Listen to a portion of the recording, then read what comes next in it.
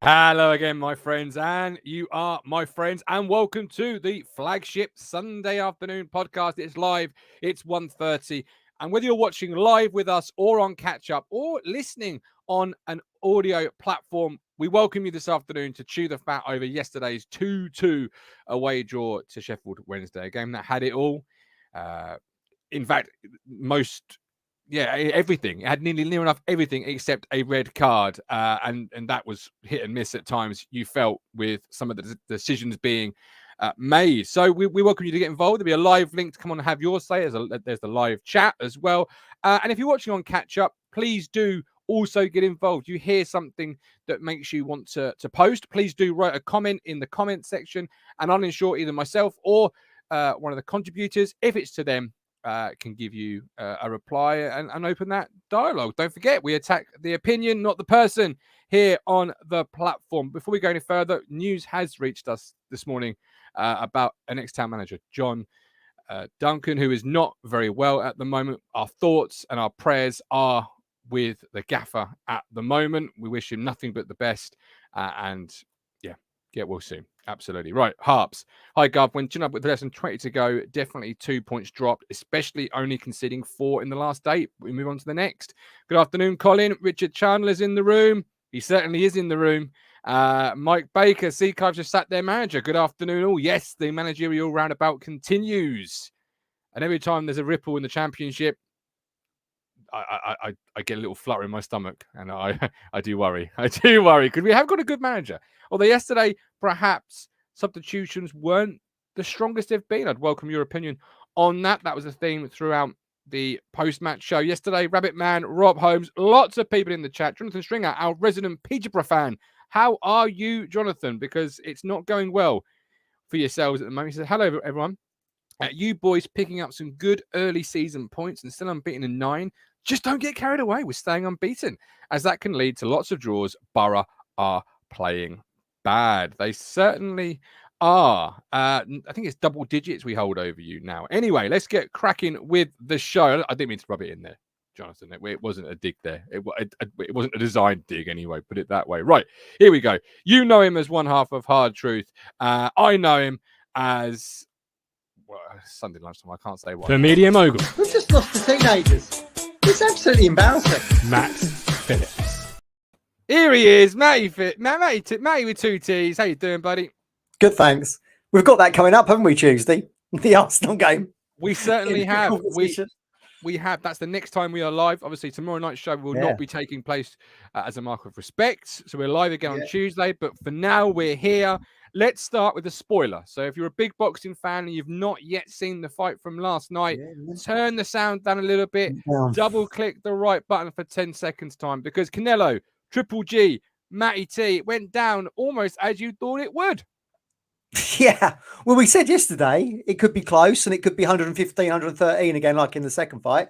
Lo and behold, it was. But that wasn't my card. I didn't agree with those cards. I thought you didn't, did Canelo won handily. I only gave Golovkin a couple of rounds. He didn't look like he wanted to be there for the first 8 rounds, I think. And then he sort of came on a bit in the 9th. But it panned out, didn't it? Father Time caught up with him. Well, he got called out by Chris Eubank Jr. Afterwards. I thought he was fighting Conor Benn. Or was that now off? No, October the 8th. We'll do a talking knockouts for that. That's coming. He's looking beyond Conor Benn. Thinks that's easy work. Oh, yeah. Well, that's a mistake to make, isn't it? What was your scorecard then? I had 118, 110. Yeah, I only gave Golovkin 2 rounds. All right, 118. That is our likes target for this afternoon. Hit the like button. Let's get 118 likes for Matty 2 T's boxing card. But that was a rivalry, they tell us. And I want to know what your all-time non-Ipswich Town versus Norwich rivalry is. And no, you can't choose Cali versus the Fisherman. I've seen Twitter. Attack the opinion, boys, not the person. But what is it? Because for me, it's a big day today in this household. Chicago Bears Sunday Night Football, Green Bay Packers, the all-time rivalry. That's what I'm looking forward to. What's your all-time rivalry across sport? Across sport? Oh God, I've got loads. Well, pick one out, then, my man. I like Tyson and Holyfield. Don't often get a rivalry. Someone gets off their ear bit and off, do you? No, that's a good one. That is a great one, actually. Yes, not often somebody loses a body part. Not often. Yeah, exactly. Wow. Football, I like Inter AC Milan just for the spectacle that we've been as Ipswich fans. We've been to the San Siro and seen our team play there. Imagine that on Derby Day. They share a stadium. They do. They do. One city. That's pretty good. Oh, I've got loads. UFC. I like Masvidal and Covington. A rivalry still out from the octagon and ended up with Masvidal attacking Covington outside a restaurant. And they used to be friends.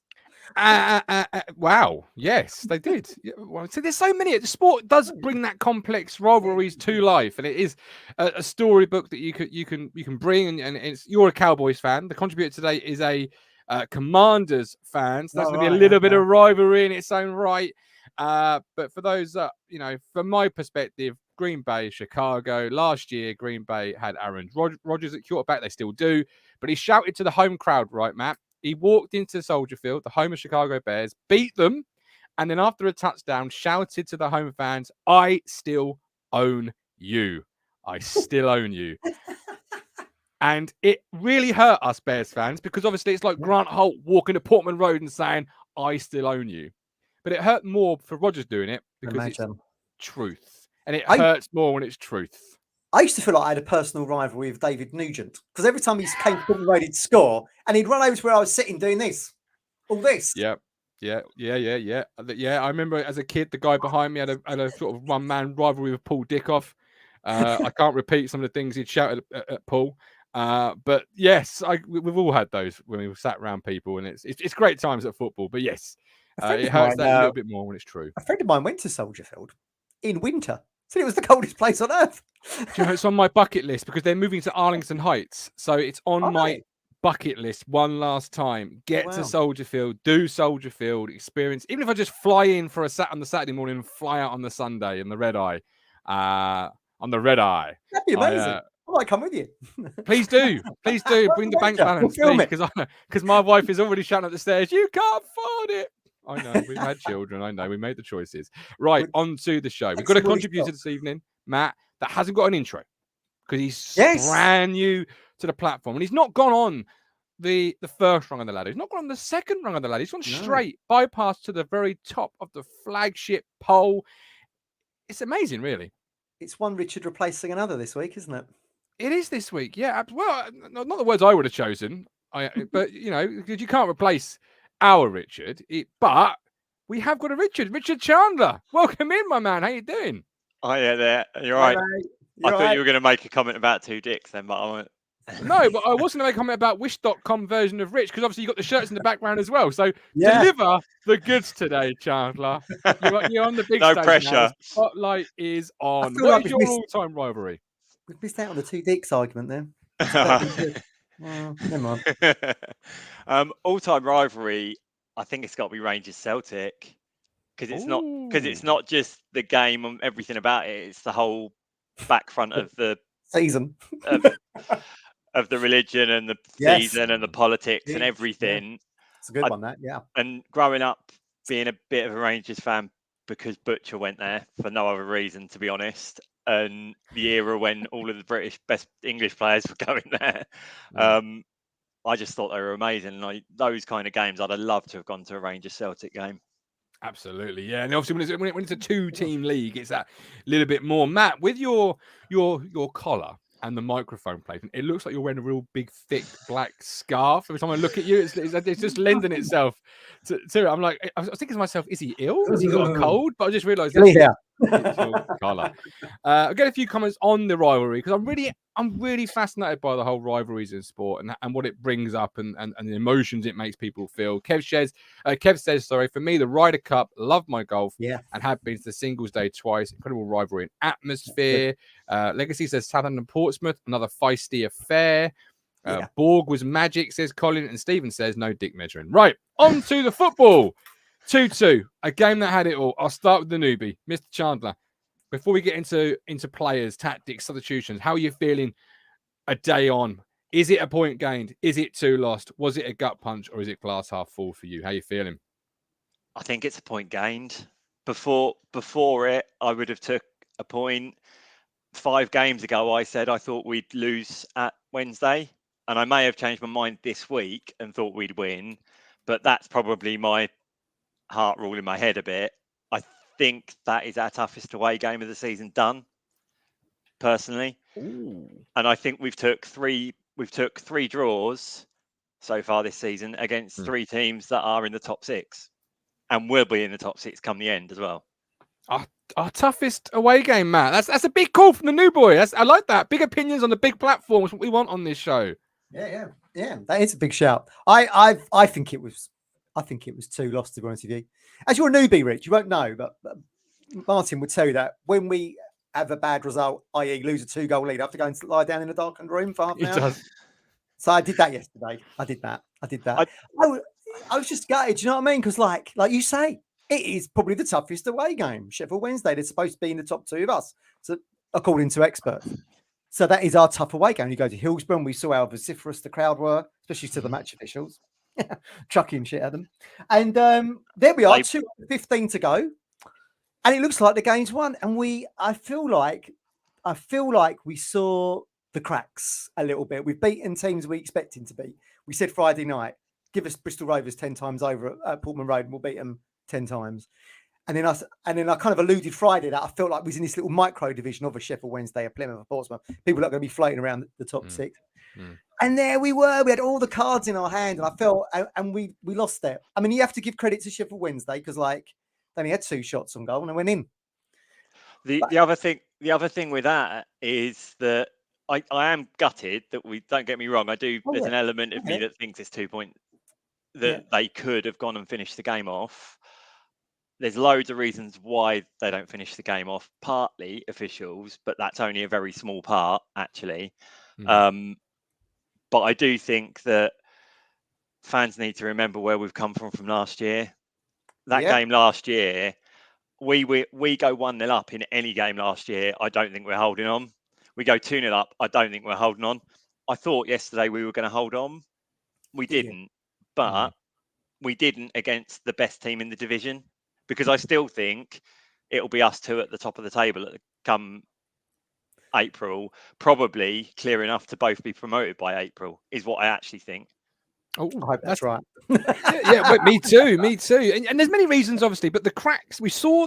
I'd love the people at home when you come on the show via the link or the live chat. Matt Phillips, we saw the cracks. That's a big shout in its own right, because obviously it's still a point on the road, which you would have taken if your name was Mick McCarthy without getting on the bus. We know that he's said that numerous of times when manager of us in the Championship. But it's the manner, I guess, Matt, isn't it? Where you're thinking we saw the cracks. Yeah. Oh, look, I would have taken a point too.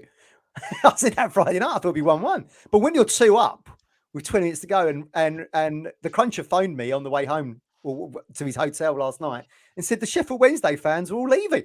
They were going. And he said at the end they all came out going 2-0 and you fucked up. And we did. But, it would have been such a huge statement to the rest of the division, wouldn't it? These are going to be the top 2, and then Town have just cantered to a win there. As it was, I was thinking, shit, we're going to lose 3-2 when they got the second goal. Yeah, there was that. But there's many reasons why. We'll start to break that down. A few comments. Rob Holmes got a nagging concern that is that we're not finishing teams off. We should have beaten Bolton, Barnsley, and Wednesday. Is a great point. Yeah. Again, but referee decisions, which we'll come to in a second, played a part in a couple of those games. Ross P, 2 points tossed away. Being 2 up, but taking only 1 point is disappointing. I hope it doesn't cost us this season. Referee decisions then yesterday, Matt. First of all, he gave an offside in their own half, which I've never seen before in 33 years of living on this planet Earth. Very odd. Then we have the offside goal. And talk me through the incidences of fans throwing stuff onto the pitch, because it was said after the game, Darren Moore told TalkSport that the referee had told him and Kieran the game was going to be abandoned, postponed, whatever, if one more item was thrown onto the pitch. How would that have sat result-wise? Because at that time, we were 2-0 up. What would have happened in terms of result, etc.? Match postponed, presumably. Play it again. Well, that's I not would much have of a thought. fucking deterrent, is it? I You're know. losing three, I was losing thinking 3-0. that, you know? Bombard the pitch. They'd make them play behind closed doors, wouldn't they? And that's a joke, isn't it?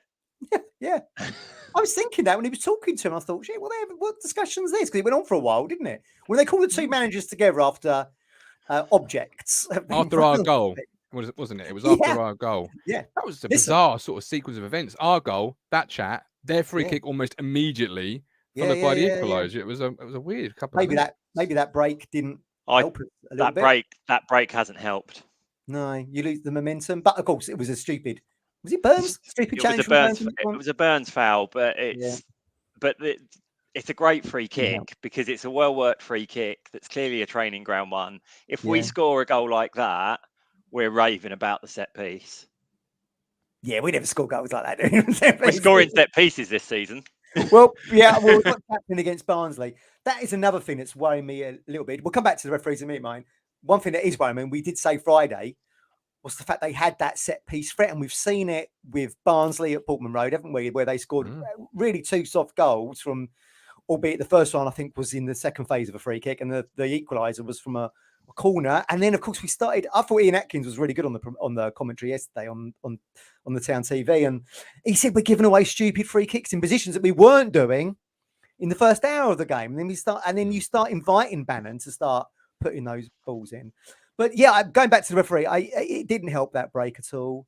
It was Rich tells me it was the same referee that we had at Sunderland who sent off Dazelle, then gave the penalty, the NCR, the penalty that we all had a huge row about on here, Rich. You have to go back and watch that in the archives. So I don't know. We've been unlucky, I think, with referee decisions. But I, for one, don't think we allowed them to get in the position to put the ball in and make the linesman make a decision, and he didn't do it. So we can hardly complain, really. And I'm sure we'll get contentious goals at some point. Well, you'd hope it'd even itself out. The referee, is a referee at this level. You've got to get out of it for a reason. But even then, the higher you go, they're not always better. My argument really is that last goal, because it's offside from my perspective. But before then, you've got Wes Burns, Rich, being sort of almost manhandled on the halfway line. But because Wes is a gentleman and doesn't hit the floor like most players perhaps would have done in that instance, the referee doesn't give a foul. But it's still a foul, whether he stands on his feet or whether he doesn't. It annoys me when that's the situation. And that's the problem. And I think that the biggest issue in League One officiating is that they try and even things up. If they've made some poor decisions for the opposition, they definitely try and even it up. And he did, because early in the game, he made some poor decisions in our favour with some of the fouls and things. And he was trying to even it up. I'm convinced of it.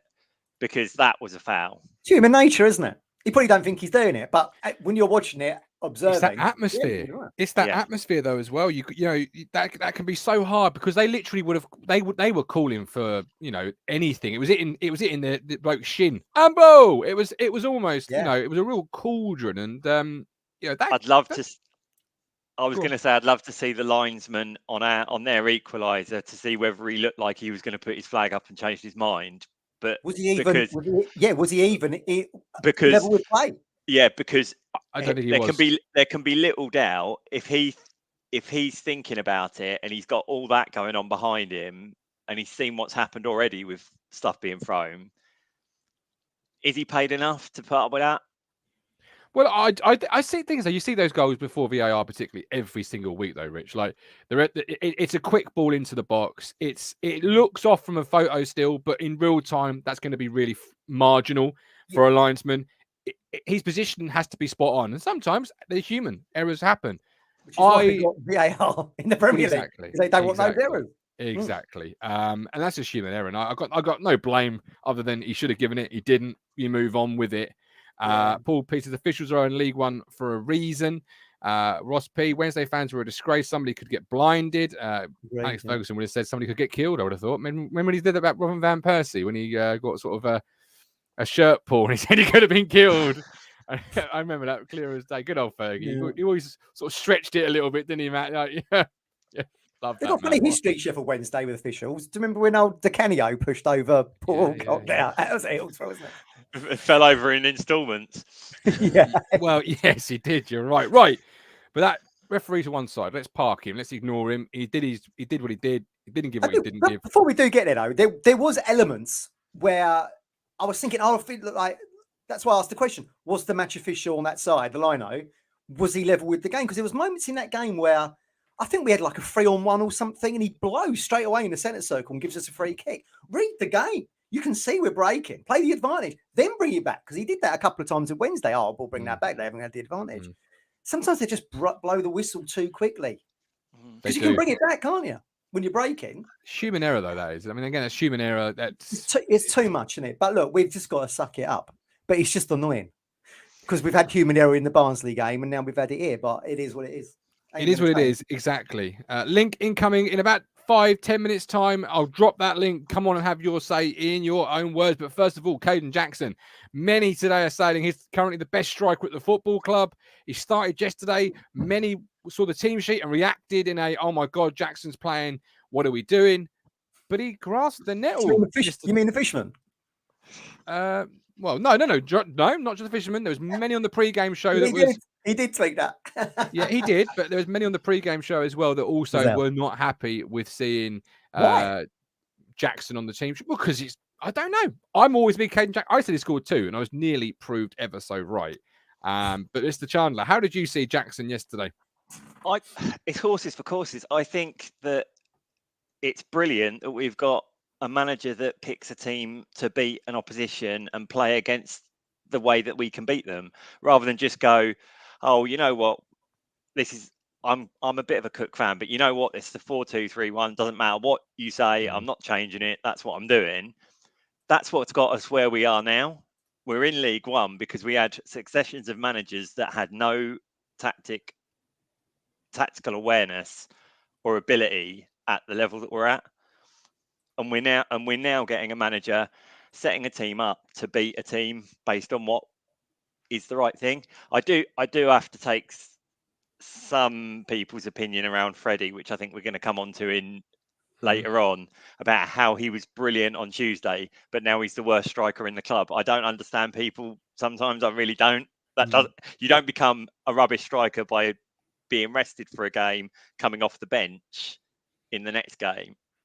Doesn't happen. Lots of talk about both strikers, both Caden and Freddie, Matt. Many, saying, about Ladapo, is he the right striker for the club? Jackson is the best striker at the club.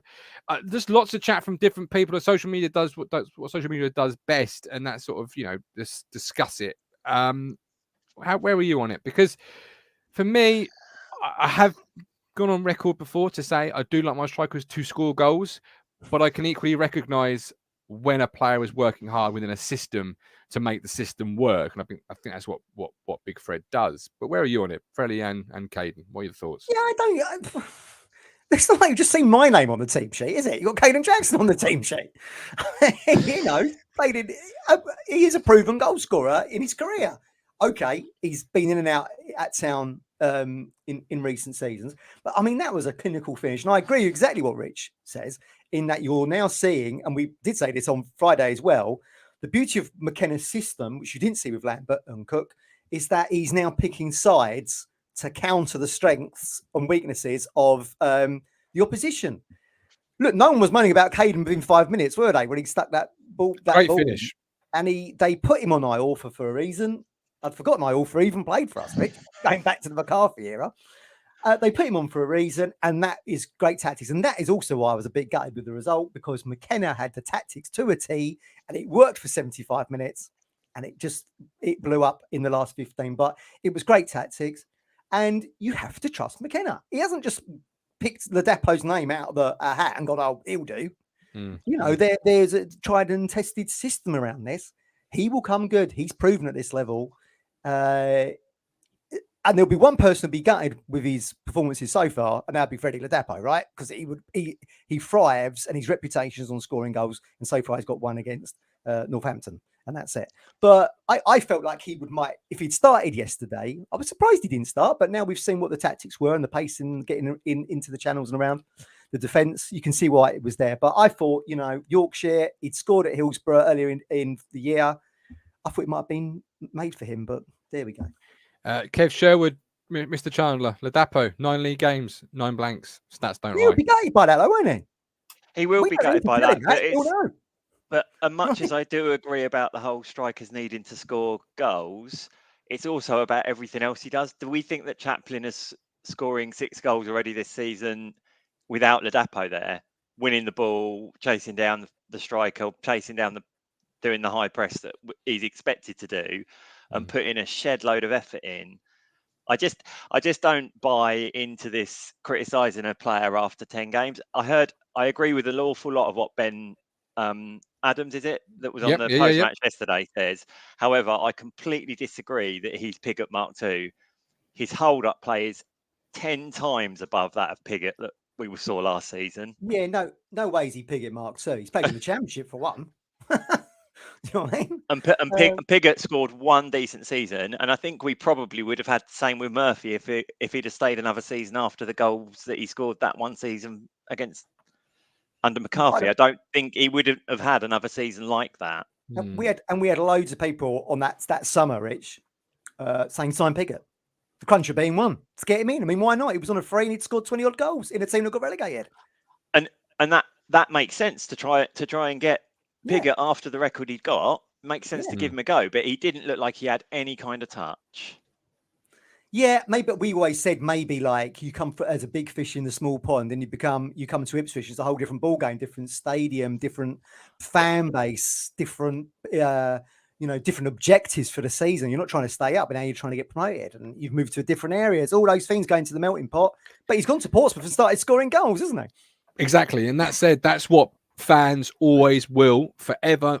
Today, tomorrow, next week, next year, for the rest of eternity, will always grade their strikers by the number of goals they score. And with Kev saying there 9 starts, or 9 games, 9 blanks. You've got Jack saying, which is a very true point from Jack. Our system isn't reliant on a striker scoring 20 plus goals. But you equally would have liked a couple, maybe even 2 or 3 at this point. But I believe he'll come good. I still got a lot of faith in Big Fred, Mr. Chandler. I just feel yesterday his hold-up play, it didn't stick when he came on, and that's what I'm most upset about, I guess, the fact that he didn't come on and make it stick. He didn't have a good game when he came on, and I'm not sitting here trying to say that he did. I'm just saying that it makes me laugh that 15, 20 minutes, 25 minutes, whatever it ended up being yesterday, is the sign that he's rubbish, because I just don't buy that. And with Pigott last season, in his defence, he had an awful lot of stuff going off the field, didn't he? So with losing his dad, wasn't it? So, and you don't know what that does to someone. They're only young men at the end of the day, aren't they? And I think people need to realise that they're human beings, and sitting on keyboard warrior world on Facebook and Twitter and slagging players off isn't something that should be read by their family and friends. No, he's just thinking the world to do that, isn't it? He's just thinking the world to do. I know that. I know that too. I think it's all made up. I think it's all made up for Freddie next week, because he's against his old club at Plymouth. If the game is on, it looks like it is, doesn't it? So I mean, I hope it is. Maybe that's where Freddie will come good at home park. I hope so. But with each passing game, without a goal, that will ramp up. Yes. And to a point, rightly so, because he is here to score goals. That is his job, so to speak. I've just dropped the link in the live chat. Do click it if you want to come on and have your say in your own words. Unfiltered, of course, absolutely live. This is your platform to do so. We'll have you on in just a second. We've got a couple of comments, and I've got one more question for you both, and then we will hear from the fans of the greatest football club in the world, bar none. Parry, the voice of reason. But he came on, we were under the cosh, like saying Davis was poor when he had to face Bolton's first half onslaught. Emerson questioned the attitude one thing we can't quantify is an attitude. He came on, it didn't stick. That's what we do know. Harps. Would you be happy if Ladapo worked tirelessly but scored no goals from December? Rich? It depends on what else is happening. If we're still top and we've got by then Chaplin on double figures, Harness on close to it, 2 or 3 other players on close to it, do I care? Do I care who's scoring the goals if we're still top and we're still looking like we're going to win the league? Not really. We're a funny fan base, aren't we? We're finding all these faults in players, but still top. Last season, I did a look at this earlier. Last season, we scored 1.45 goals per game all season, 67 goals. We've already got 18 this season. Yeah. And yet people are sitting there going, we need a striker that's going to score 20 goals in the season. How many would he be on by now? 3 maybe max? Yeah. If you want that. Yeah. Is it that far away? Martin's always said, though, we were today in the sun, we were talking about, do we need the 20 goal striker? Martin said, well, just give me 5, 6, 7 goals and you share it around the team. I think that's probably the way it's going to go, isn't it? I think. Totally. And the season that Marcus Stewart got 19 goals in the Premier League, great times. He got great times. He got 3 in one game, 2 in another. So that means he went for vast periods without scoring. Yeah. People forget that.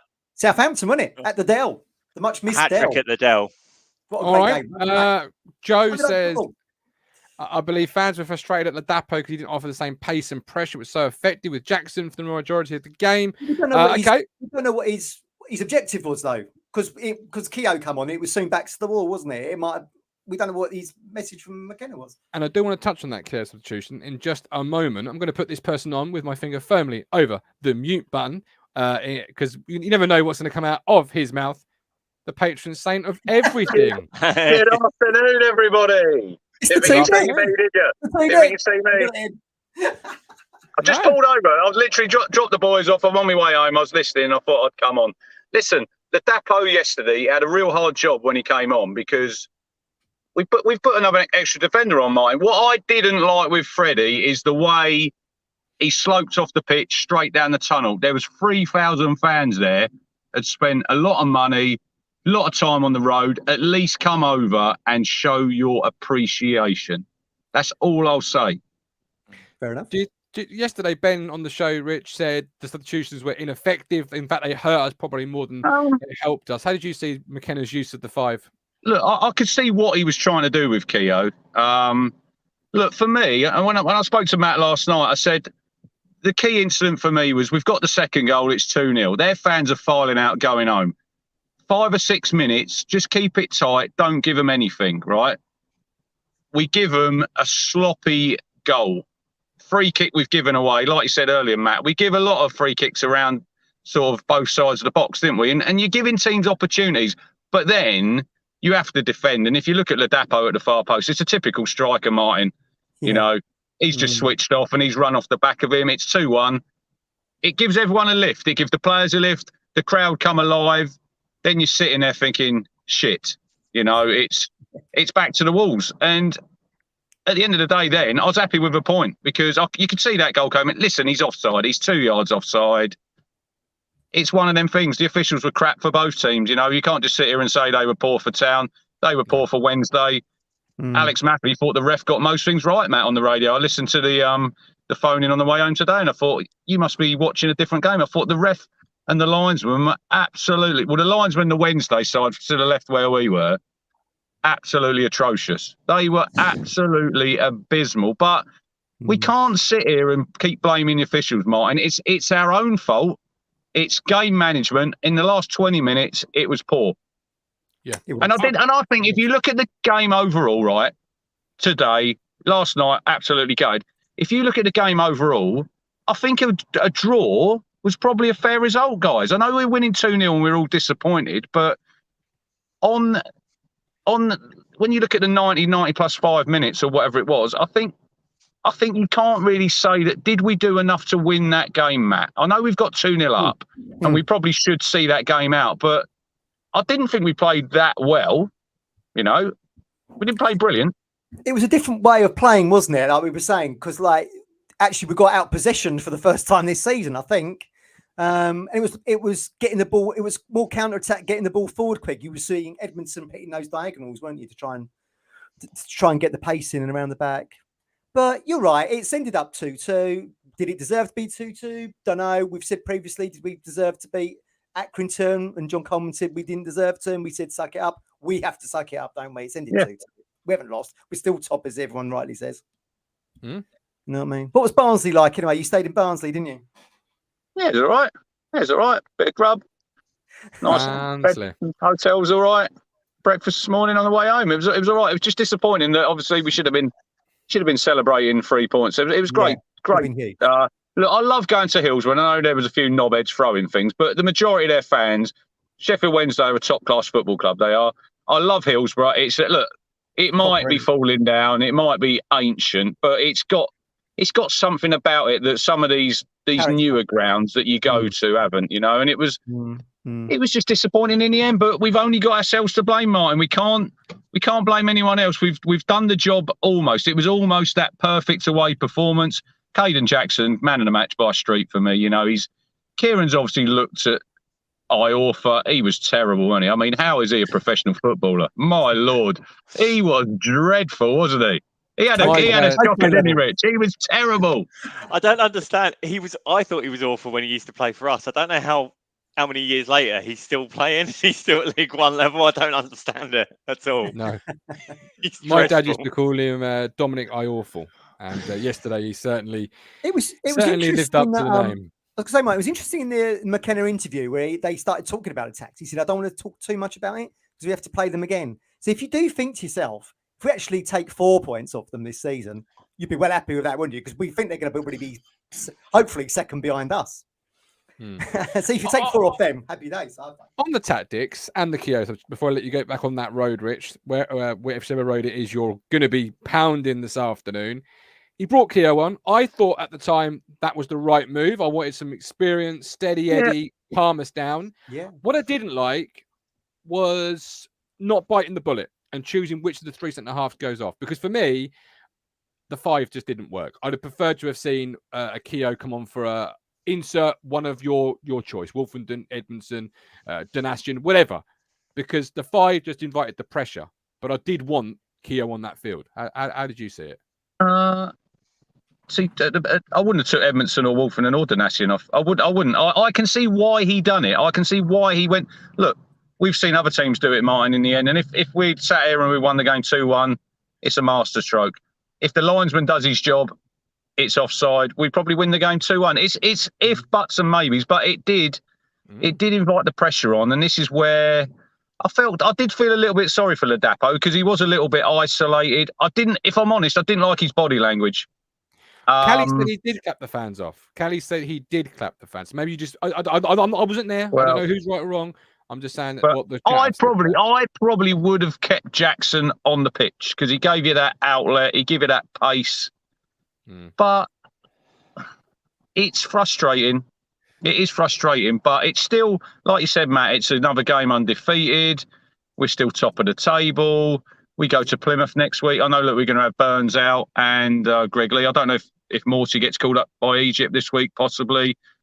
But they've got their best player, that Finn Azaz, is out. He's with Republic of Ireland. So it's...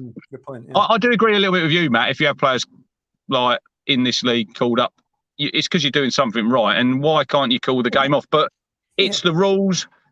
We shouldn't be afraid going to Plymouth. I know they've not conceded a goal. I think they've won four games at home, 4 clean sheets. They're a good side, Martin. Am I surprised they're still up there? Possibly a little bit after sort of last season they sort of tailed away a little bit. But Schumacher's a good manager and he's been mentioned, I think, for some other jobs. So just I don't know what he'll go with next week, Kieran, because it was probably when the teams come out yesterday, I think probably a lot of people were a little bit surprised Caden Jackson was on the team sheet, because Harness has had a good season, but it's going to be, like you said, Rich, it is going to be horses for courses. Look, I just want to give a shout out to George Edmondson. I don't know why, but I think he's suffered a bit of criticism from our fan base, and I've got no idea why, Martin. He's part of a defence that's hardly let any goals in, and I know Cameron Burgess has come in, look, and I think he's been fantastic. He's injured now. We're probably not going to see him for a couple of months. But George Edmondson at this level is a top-class defender, and you see what he brings with the first goal yesterday that Cameron Burgess, Matt, can't do. He stepped into midfield, great run. And that's what he can do. But I just want to give a shout-out to him because I think he's obviously been on the bench, then he's sitting in the stands. There's a few whispers about what's gone on, and I think sometimes you just got to just leave it to Kieran. Kieran knows what he's doing. Yeah. He's took Edmondson out for a little bit. Is it because Matt, he was coming back from injury? He had that injury last season, just treating him with kid gloves a little bit. But I think he came in yesterday and he had a really good performance. And just a shame that we didn't get the 3 points. But listen, when you go to Wednesday, it's it was quite hostile yesterday. Obviously, they were losing. They weren't happy with the officials, but it's a proper stadium. It's a proper game. You know, you're not going to these grounds. No disrespect when you're going to Forest Green and Burton, and there's about 3,000 there. It's like we've gone there yesterday, nearly 27,000. And this is why we all love football. You go there for the atmosphere. And I'm hoping next season that this fixture will be a championship fixture. It shouldn't be a League One fixture. It is at the minute. We're both where we don't want to be, and we've got to both get out of this league, you know. But I think this season, 9 games in, we can't really have wished Martin for a much better start than we've had. It could have been a lot better. We could have easily won all 9 games. We could have done, but we haven't. And yeah, there's like refereeing decisions, you know, bit of poor defending, Matt, here and there with a couple of 3 of the goals. But I think if you said 9 games in, we're sitting top of the table and we've won 6 and we've drawn 3, I think everyone would be really happy. And I think sometimes, I think as fans, we do nitpick a little bit. We're looking for perfection and we're never going to get perfection. But look, I'm happy where we are, and we go to Plymouth next Sunday. It's on Sky. Who really gives a toss about Sky? And people will say, oh, it's a curse and whatever. Let's go to Plymouth, get the job done, get another win, and then we'll have a massive game against Pompey at home, and we can shove it right up fucking Danny Cowley's arse, the prick. Right, well, you know, almost a perfect appearance. Thank you very much. Look after yourself. That's the Crunchers view. We've got the Fisherman coming up, and we've got Colin. But first of all, let's recharge those glasses. All right, hold up. Sorry to interrupt your show, but I'm having a baby, and as my wife tells me, Martin, you've got to bring more money in. So if you enjoy what we do, if you get value from our content, if you dig this platform, please consider becoming a Talking Town 5th Standard today by hitting the join button on YouTube or heading to our Ko-Fi site and pledging a monthly support amount from as little as $4.99 a month. A staggering, mind-boggling £1.24 approximately a week. What can you get for that these days? Just amazing, amazing value. So, if you dig us, if you enjoy our content, if you love what I do, please head to the join button on YouTube or the Ko-Fi site, become a 5th Standard today, and support the platform. You can cancel it any time. It's free to cancel any point you wish. And if you can't, do not worry. But if you can, I'd be eternally grateful. And of course, you get access to the perk of joining the Talking Town Discord server, a 24/7, 365 ITFC chat. Get involved. We'll speak soon. Back to the show. Right, who do you want? Fisherman or Colin? Who do you want up first? When the bell? Oh, Colin's gone, so you got no option. I was going to say Fisherman anyway. He's just disappeared. Fisherman. There you are. Good afternoon and good morning, gentlemen. How you doing? All right. All right. Very well, thank you. Very well. We've seen you on Twitter. Just in time for Perry to say Discord is great fun. No knobs. Not saying anything. Attack the opinion, not the person. Fisherman. Let's start with your favourite person in the world, Mr. Caden Jackson. Started up front, and within 5 minutes, they took your tweet, turned it sideways, shined it up real good, and then The Rock will finish that sentence off. I was bang on the money, wasn't I? No, you bloody weren't. I did say to you, didn't I? Another great take. Do you know what, right? As I was writing that, obviously the game had kicked off. I was writing that. I'm like, you watch this twat go score now. I'm like, freaking hell. But look, let's talk about Jackson because I've given him some stick. And rightly so, to be brutally honest. Sometimes, I'd say most of the time he plays is a bit of a headless chicken.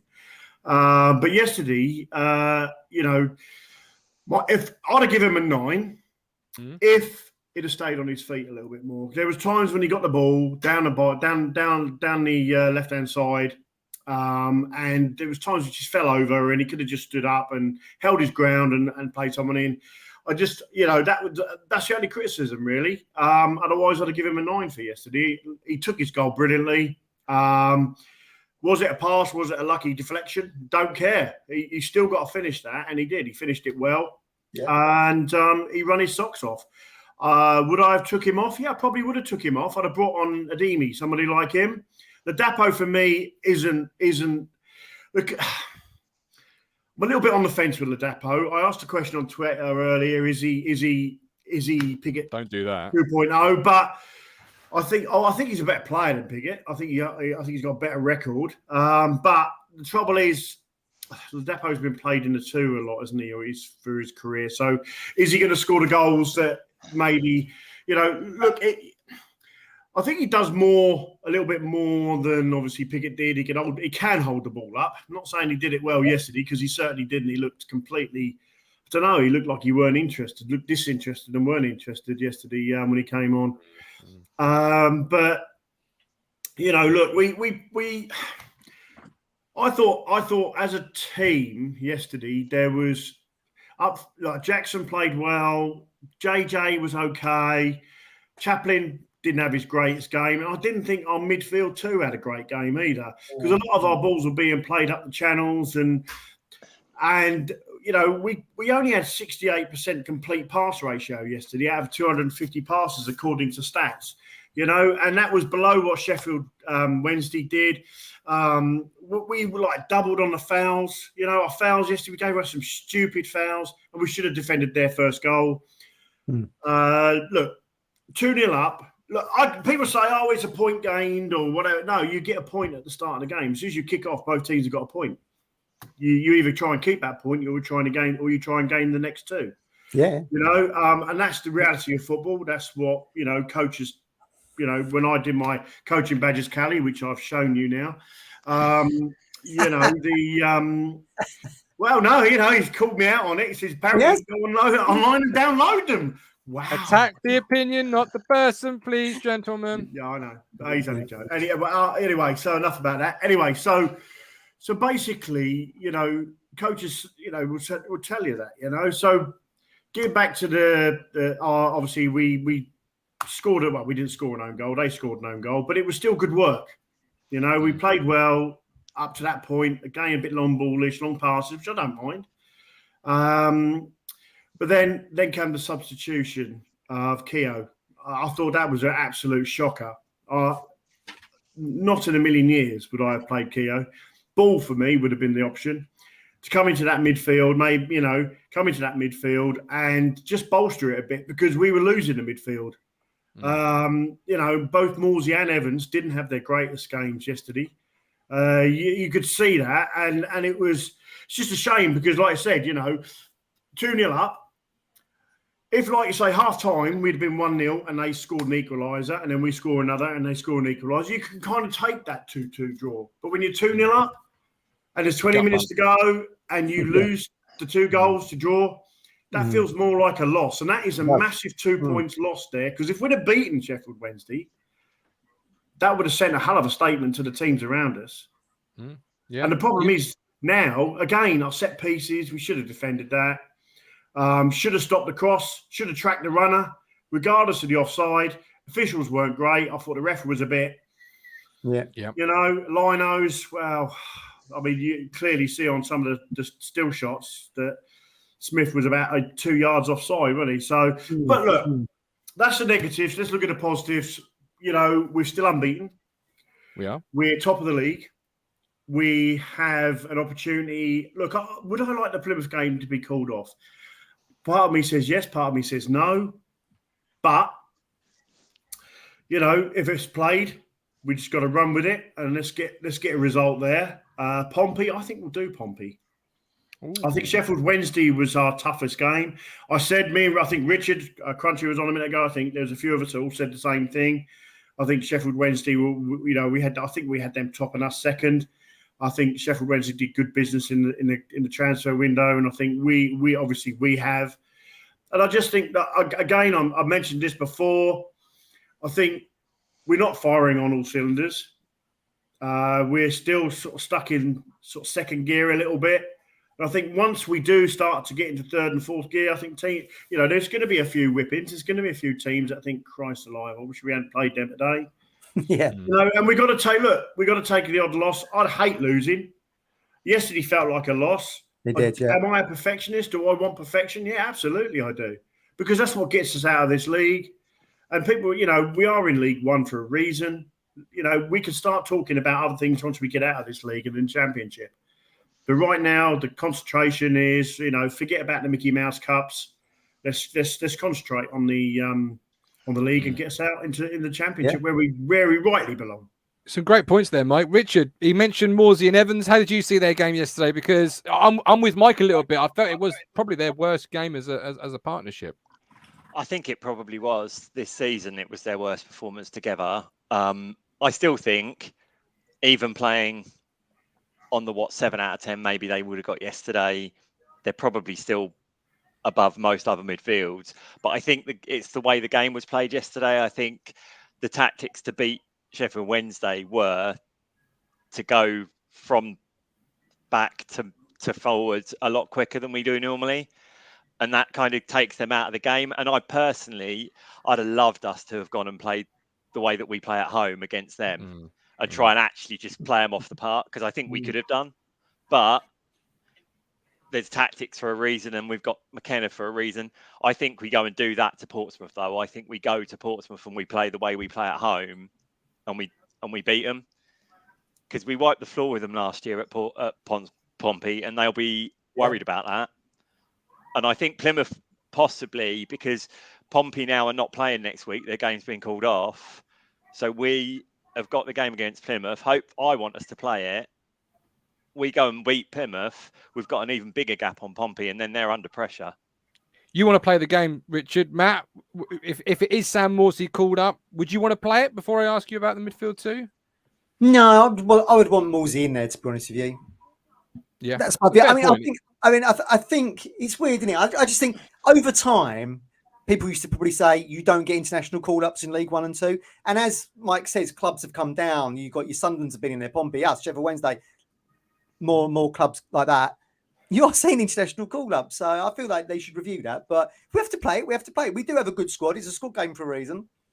But I always think Morsey's the glue for us a little bit. You take him out of the equation and you're missing a piece from your jigsaw there, and I'd rather have all the pieces in the jigsaw to make the big picture. I felt yesterday, Matt. You're right. I think you're right. Morsey is a jigsaw puzzle, and you know, beginning of last season, I wasn't overly impressed, but you know, he's really grown on me, and I think he is a bit of a jigsaw puzzle for us. You know, he's a piece that you play every week if you can. Yeah. I just think that Bannon kind of ran their midfield and kind of run the midfield yesterday. One player, and we got one player on the opposition running the midfield, and we got two that are not, and that is where I think that is where really we missed a bit of a trick. I'm with Richard. I think maybe if we'd have sort of passed a little bit through the midfield a bit more, I think we would have. I think there could have been times, you know, we could have cut them to shreds. But look, it's game.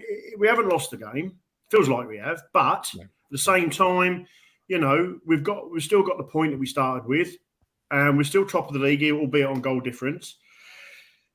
We start worrying if we lose a few, but right now we just sort out these defensive mistakes and these silly little fouls in dangerous areas and stuff. And you know, look, I get players get tired, but you've got to track runners. And I think for that second goal, there was a runner that, you know, our midfield missed and should have just tracked, and that ball probably wouldn't have gone across the 6-yard box. But at the end of the day, it is what it is. It's 2 points dropped. It's a point that we've got, and we're still top of the league. But like I say, you know, on to the next game. Positivity and all that. Here's a quick question for you, Mike, before you depart. Me and Mike were discussing this today. If we signed Bannon, right, which of the two would he replace? Are you taking Morsey out or are you taking Evans out? Yeah, I'd say. Yeah. That's what I know Evans has been on this season. I wouldn't take either of them out. I wouldn't have Bannon inside. I think that Evans and Morsey on their day are better than Bannon. Really?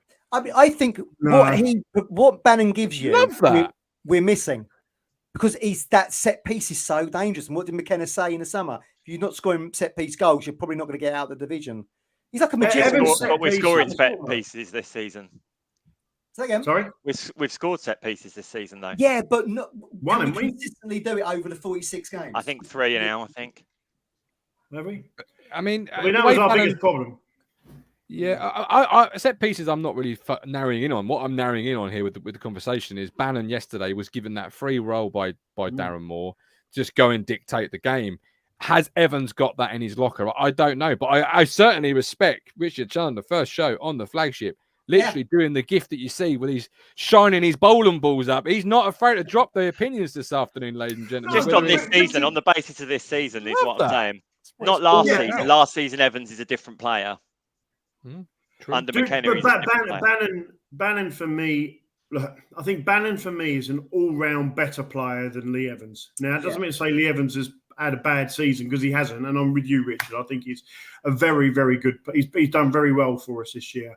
But if anything proved yesterday, Bannon is a cut above, you know, and that is the difference. And I think, you know, a bit like Scott Twine, you know, he made things tick for MK Dons, and Bannon makes things tick for Sheffield Wednesday. And I think, you know, that is probably the only thing that we are missing in our team. And you know, Evans has got the potential to do that.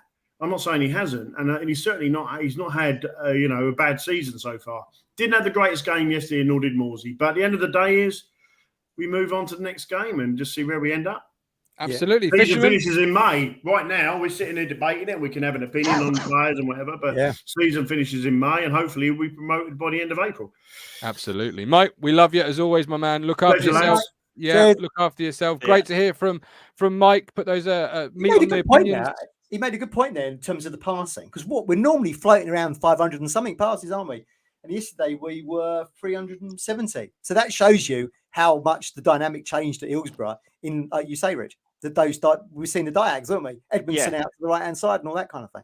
And we see the diags when we play with the normal way we play. We do see the diags, but nowhere near on the same kind of number. It's always played across, make them do loads of work, pressing and chasing. And we didn't do that yesterday. It'd have been interesting if we had done. Yeah. All I think of when I hear the words diags is Brad Pitt in Snatch. That's all I see, because it sounds like, do you like dags? Just a great film, by the way. If you've not seen it, go and check it out. Before I bring Colin in, we've got about 15 minutes left of the show. I've got a question from Ben in the chat. Question: we play the best team in the league. We struggled. Championship ready or massive changes if we get promoted? I'll ask you both. Question to you both. Richard, you first. What do you think? I don't define massive changes. I think big investment, and I think there's some players in our squad that aren't championship level and or are getting towards the end of their careers. So I think there would be big investment anyway. And I think a lot of that would cause a lot of changes. I think it's horses for courses. Like yesterday's game is a classic example of it. We've got a squad now that is built to get us out of this division.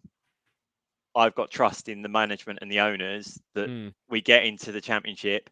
The way we play, when we're playing the nice flowing passing football that we played for 30 minutes a half against Bristol Rovers, that's some of the best football I've seen us play in years, that wins you the championship if you can have it with the right level of players in that division.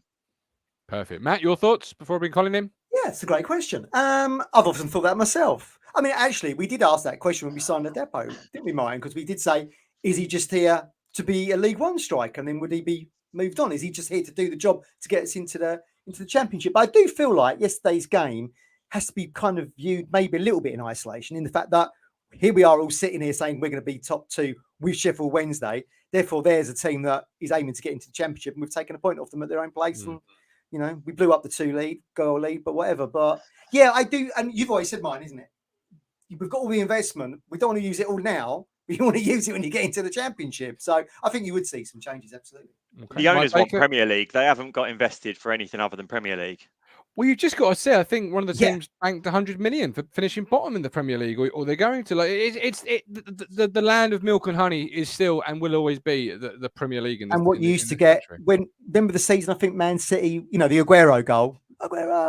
That's what they got for winning the league back then. So it shows you how much it's changed. You're now getting that money for finishing bottom. And you need to get there before any changes are made to the format. You know, Bournemouth are on the verge of being taken over. I read this morning. It's a turbulent time, I think, with the pyramid and what potentially happens. Mike Baker, 10 games in, top of the league, undefeated. And all I'm hearing is but. Reality check, top of the league. Mike's quite right. I mean, look, we've got 21 points from 9 games. That's over your 2-point game average.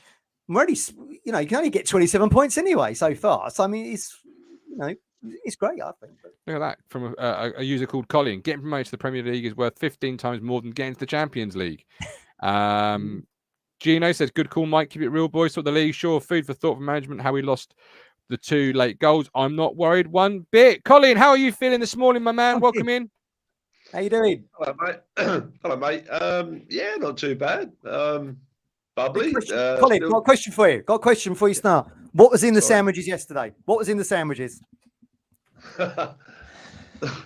Boring, but a bit of ham and pickle, mate. Bit of ham and pickle. I like that. I like the old ham and pickle. Yeah. Colin has a lot of rounds in his lunchbox when he goes on these coach trips. I like it. Not for me. Not for me. How you feeling then, Colin? Yeah, I'm all right, Gov. I'm all right. Come out of Hillsborough yesterday and filing out with the town boys, and obviously a few Sheffield Wednesday fans about on the other side of the road. Like, and we had a bit of banter, like, you know. And I went over and shook one of the Sheffield Wednesday bloke, about my age, actually. He was sitting on a wall, and he was with his, I'll take it, possibly a couple of grandchildren. And I shook his hand and I said, you know, well done. I said, you fought back, like I said, but I'll tell you one thing. And he said, what's that? I said, you finish above us, you'll be the champions. He didn't argue with me. He didn't argue with me. I said at the start of the season, us two will be up there. I was put on the spot and said who will be first or second, and I said we'll be first. Do I, after what I watched yesterday, do I think Sheffield Wednesday will be second? They'll be there or thereabouts. I'm not overly sure. Not overly sure. I think they're a decent unit. I think obviously with the environment that it is at Hillsborough, will possibly help them in big games like it was yesterday when they played Pompey and the like in those kind of games. But I'm a little bit unsure about Sheffield Wednesday. They'll definitely be in the top 6. With that, there will be no doubt, I think. But do I think they'll go up as top 2? Not overly sure. But we weren't totally, like, there's been a lot of good comments today, and Mike, Rich, loads of people were right today. We weren't totally at it yesterday, but we weren't bad. Yeah, we started the game well. We could have been 1-0 down. I mean, obviously the shot by Bannon after 2 minutes. I mean, if it hadn't have been obviously it'd been a month or 2 later in the season with a really soft surface, that would have went in without no shadow of a doubt. But so we got away, and we always talk about fine margins, don't we, Gov? And we do. Within 60 seconds, we could have been 1-0 down. We were 1-0 up. Me and Matt Stanhope talked about that. Very, very fine margins. And then we obviously had the help of Sheffield Wednesday. Iorfa, like Rich quite rightly said, he was absolutely shocking yesterday. And he rubbed salt in his own wound by the own goal. I must admit, when we scored that, I said to Matt, I was sitting next to Matt Stanhope and his 2 lovely little boys and his wife yesterday, and I just thought, you know, it's the 5 wins out of 5, you know, and we're rolling. But, you know, I think very much, like we all do, along the same lines. I know me and Rich think a lot like each other, and Gov, Matt and Richard. I mean, we all think, you know, obviously when you score that second goal, you know, just make sure you keep that door shut for that 5 to 10 minutes. But obviously about 3 minutes later we conceded, and that always, I mean, I've seen it a million times, you know, when I've been away from home, especially in at big grounds like it was yesterday, an intimidating atmosphere. You know, if you let that goal in a couple of 3 minutes after you've scored, brings them on to you, and but I've got to reiterate what everybody else has been saying. I mean, the refereeing yesterday was we say it every week, Gov, but it's shocking. You know, yesterday particularly was was striking. You're absolutely right. You mentioned Dominic Iorfa there, Colin, and I want to put something differently to you. Iorfa didn't play well, but actually he was given a torrid time by Caden Jackson, and that it needs more respect on that man's name, because from my perspective, John Jules played centrally, Jackson left, and he just gave Dominic Iorfa the worst 65 minutes he's probably had in a long time. He just never stopped running at him and saying, catch me if you can. But I'll tell you what, though, Gov, this is underlining what Kieran, Martin Pert, and everybody else, I should imagine their office is nearly full during the week. I can only imagine what they go through and they watch and they listen to, and it's so planned. And like I said to you before, Gov, it's so top level now. I can only imagine. I'd love to be a fly on the wall of Kieran's on a Monday, Tuesday, Wednesday, or especially a Tuesday, Wednesday, Thursday, when you're really getting into the nitty gritty before the weekend, because those conversations and their interactions between everybody, each and every one of them who are in the office, must be absolutely exhilarating to listen to, because it's fine, it's brilliant fine details. And when I first heard that Caden was playing yesterday, was I shocked? Yes, I was, but not after what I saw yesterday. It then highlighted to me what they go through during the week, and it's like I said to you before, Gov, Martin and Richard, we're on a different planet now. I went to Hillsborough last season when we lost 1-0. And what I watched I told Mike this morning, what we watched last season and where we was, obviously we threw that lead away yesterday, but where we are now compared to where we was this time last season, or when we played them last season, we're just like, it's a million miles away, and do I hope we play next Sunday? Yes, I do. I want us to play next Sunday, because at the end of the day, we're going to lose Wes, and obviously Greg Lee as well. And he played well, I thought, when he came on yesterday as well. I mean, that great header when he first came in, I thought we'd scored from that. And also Harness. People forget little fine margins. Harness, when he was through one-on-one yesterday, oh my God. And Stockdale was so lucky because he nearly nutmegged him. I thought that was in as well. So, let's not forget about the amount of chances we actually had yesterday. We could have quite easily got 3 or 4 goals yesterday.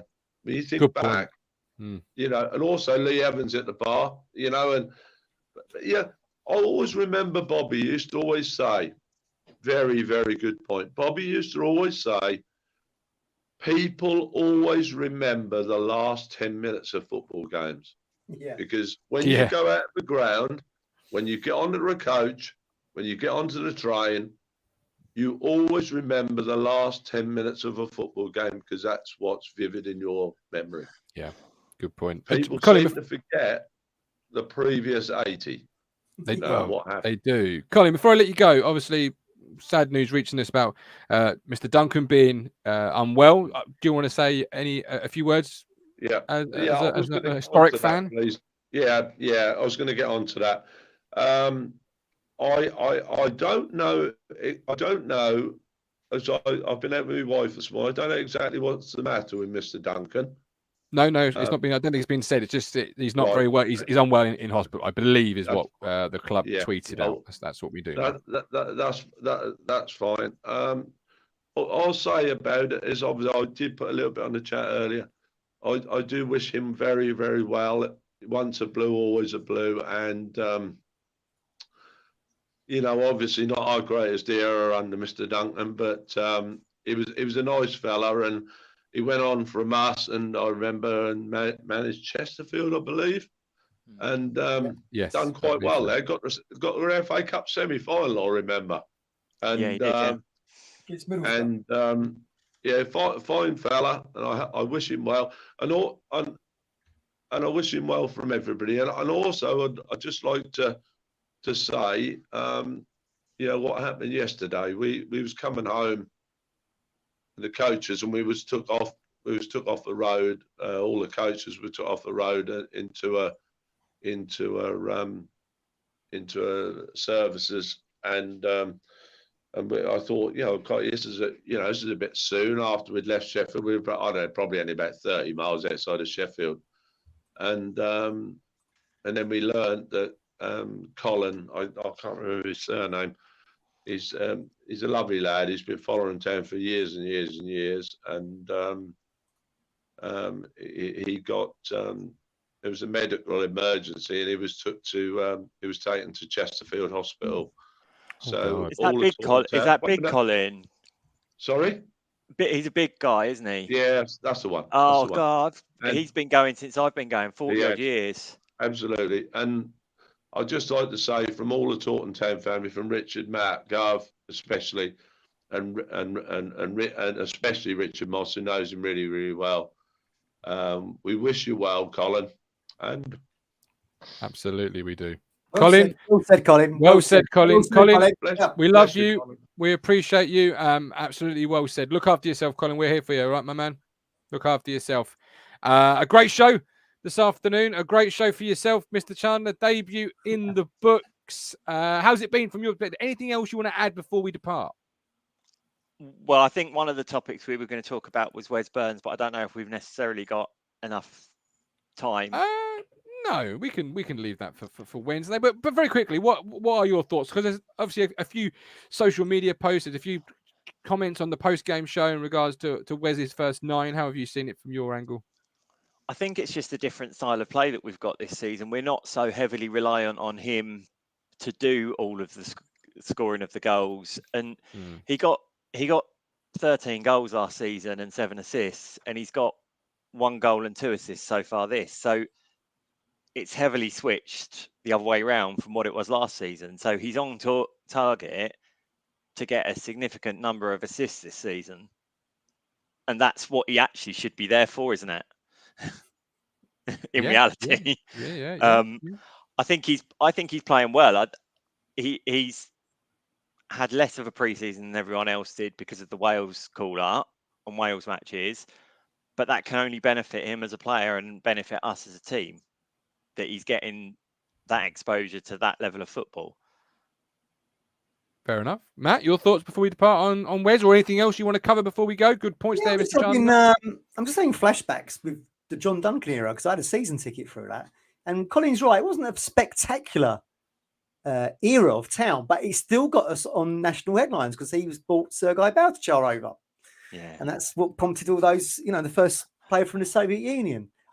Sweeper that we never played at Sweeper. Yeah, he played him out of position, but scored on his debut against Stoke. Do you remember, Rich? Yeah, against Stoke. I do, yeah. I think Mick Mills was involved with Stoke that day.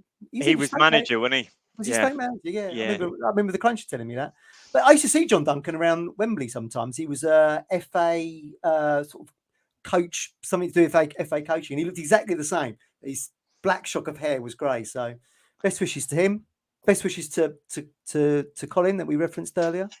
Yeah, that's all. Good show. I've enjoyed it. Good to have you on, Rich. Absolutely. Really enjoyed it. Thanks for having me. Yeah, it's been a real pleasure, Rich. Thank you so much. Our poll: do you call the game off if Morsey is called up? Has finished, and it's finished 54% in favour of yes. If Sam Morsey does receive a call up, you do postpone the game, which is what you would expect. But it's close. It'll be very interesting, won't it, to compare, because now we've got Plymouth sitting in third.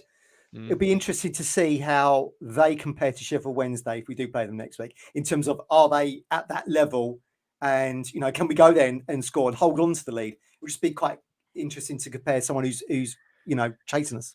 It really will. Don't forget, hit that like button. We've got a target of 118. We're currently at 47. It costs you absolutely nothing to hit the like button. You must like today's show. It's been a really great one. We're back on Wednesday, 8:30. No show tomorrow as a mark of respect. We're back on Wednesday with Vicky and Coxie that will react to the Arsenal game and obviously look ahead to the weekend. And don't forget, match day ticket, as always, Town versus Arsenal and the Papa Johns. It might be the fourth trophy of importance, but we'll be there. Well, I say there. I'll be doing it from home with Steve and Neil on the ticket. But until then, Mr. Chandler, give yourself a round of applause. You've done very well this afternoon. He is the media mogul, Matt Phillips. This is Talking Town. Subscribe, like, join us on YouTube, join us on Discord. But until Tuesday, with love, with care. See you later. You make me smile when I think of you. If I get down low and I am blue, I can't get enough. Oh,